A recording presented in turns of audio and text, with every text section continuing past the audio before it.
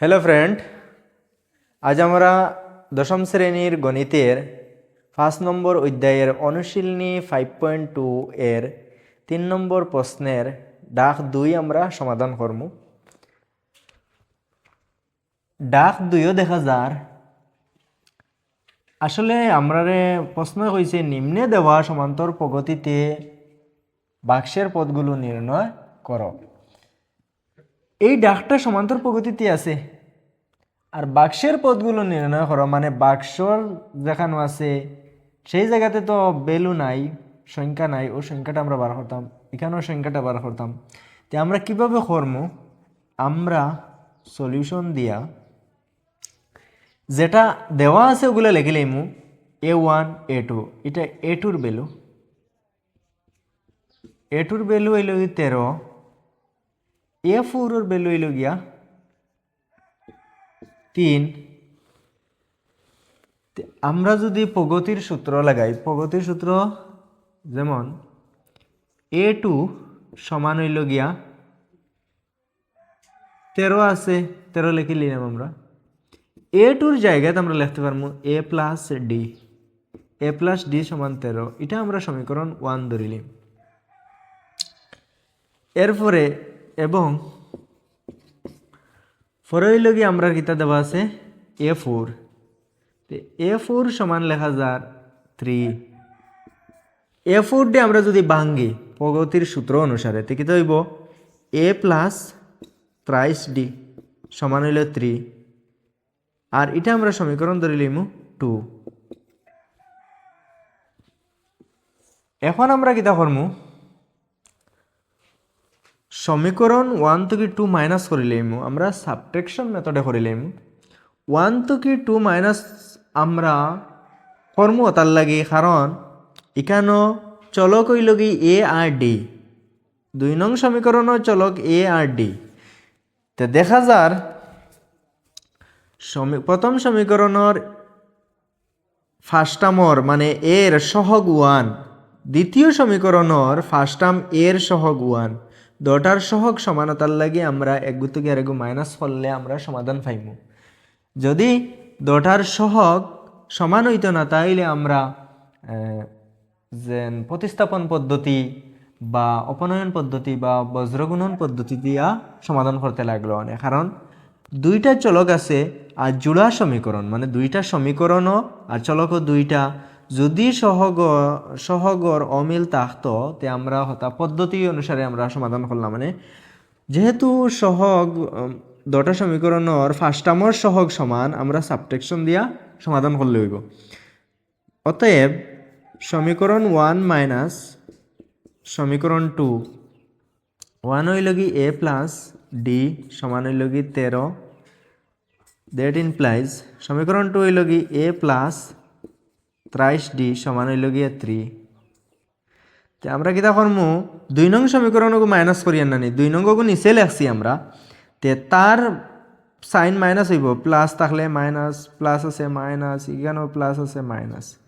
দেখা যার এ প্লাস আর এ মাইনাস কাটা যাইব গিয়া, কেন এটা প্লাস এটা মাইনাস, প্লাসে মাইনাসে মাইনাস করমু আর সাইন দিব আমরা বড়টার সাইন মাইনাস ও মাইনাস দিলাম। আমরা নতুন সাইন যেগুলো ধরছি ওগুলো কাউন্ট করি আর আমরা হিসাব করি আর মাইনাস সাইন দিলাম। 3টা ডি থেকে একটা ডি গেলে কয়টা ডি, 2টা ডি, সমান চিহ্ন দিলাম। প্লাসে মাইনাসে মাইনাস করমু, 13 থেকে 3 গেলে কত থাকে 10 থাকে, বড়টার সাইন প্লাস মানে প্লাস 10, দ্যাট ইমপ্লাইজ ডি সমান হইল গিয়া 10 বাই ডির সহগ কত -2। আমরা 2 দিয়া 10 কাটলে 2 ফাঁসা 10, আমরা ফার্স্ট পাইলাম। এখানে আমরা পাই আর অতএব ডি সমান -5, ডি সমান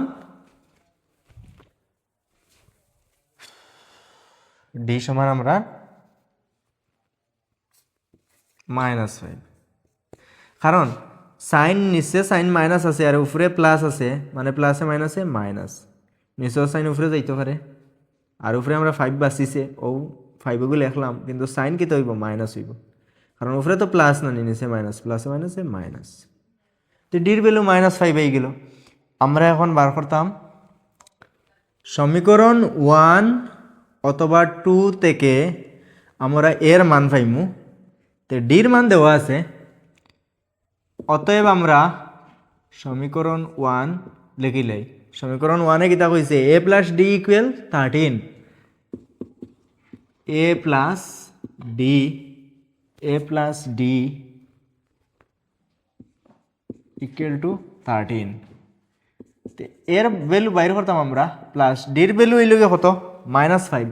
আমরা ডির জায়গায় -5 লিখলিম, ইকুয়াল টু 13 আছে, 13 ওগুলো লিখলাম। এ ইকুয়াল টু হইল গিয়া 13, আর এগুলো প্লাসে মাইনাসে -5, -5 ওগো সাইডে গেলে গিয়া +5, +5 হয়ে গেল। এখন 5-এর লগে আমরা যদি 13 যোগ করি কত হইব? অতএব এ ইকুয়াল 5 3 8 আর 1 1 18।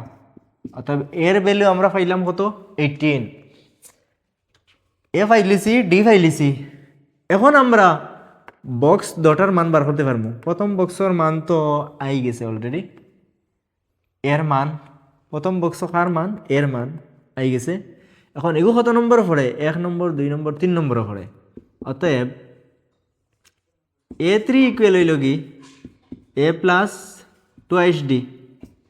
এর জায়গাতে আমরা লিখবো কত 18 প্লাস 2 ইন্টু ডির মান হইল কি -5, কারণ ডির মান আমরা -5 দেখি আর আছে, আমরা আগে বাইর করে লিছি। দ্যাট ইকুয়াল 18 জায়গাতে 18 লিখবো, প্লাসে মাইনাসে মাইনাস, 2 ভাষা কত 10। 18 থেকে 10 গেলে কত থাকে 8 থাকে। a3 এর মান হইল কি 8।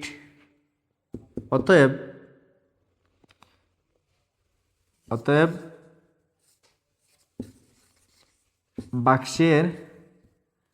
বাক্সের মানগুলি হলো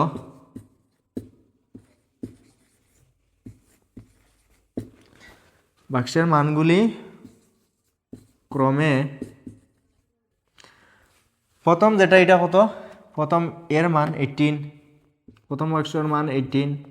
পরের যে বাক্স হইল 3 নম্বর বাক্স, যেটা 3 হে সিরিয়াল নাম্বার প্রগতির হইল কি 3 নম্বর পদ।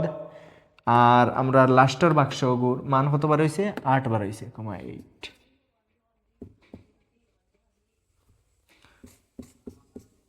তখন আমরা বাক্স দুটার মান বাইরে গেছে, আমরা একটা হইল গিয়ে 18 আর একটা হইল 8। প্রথমটা হইল গিয়া 18, পরের বাক্সটার মান 8। আজ এই পর্যন্ত। ভিউয়ার্স, ভিডিও পছন্দ হলে লাইক শেয়ার সাবস্ক্রাইব অবশ্য করিবেন।